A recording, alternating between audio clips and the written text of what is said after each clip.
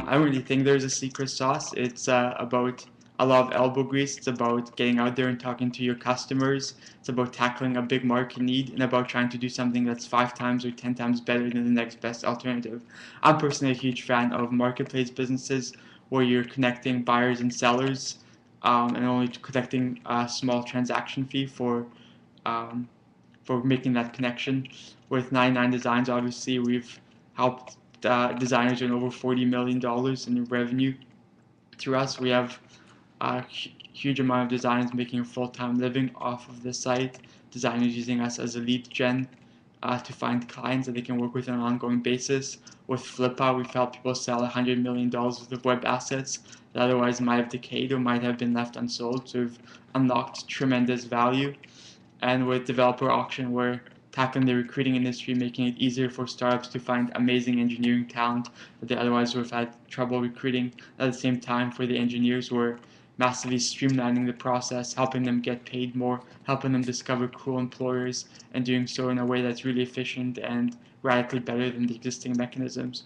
So I think, in terms of secret sauce for success, tackle big markets, create liquidity where no liquidity existed before, create a service or offering that's 5 times, 10 times, or 100 times better than the next best um, alternative.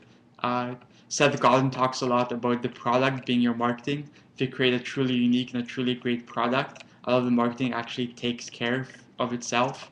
A lot of our businesses actually in the early years did very little marketing, outbound marketing, and customer acquisition. It was all very organic, and we became sort of the go-to place for a certain type of activity.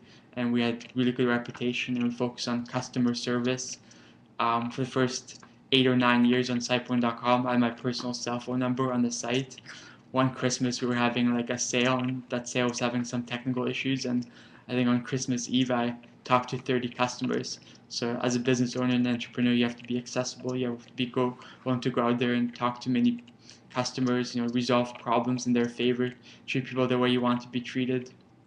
But definitely picking the right market and getting your timing right is very, very important as well. And I'm a huge fan of Steve Blank, customer development, Eric Ries, the Lean Startup. I think if you have an idea or a concept, it's really good to not invest a whole bunch of time and effort into it before you can test your idea. So try and build a minimum viable product in a couple of weeks. It's very easy to do these days, and sort of run it past some people and see whether you get a good response rate.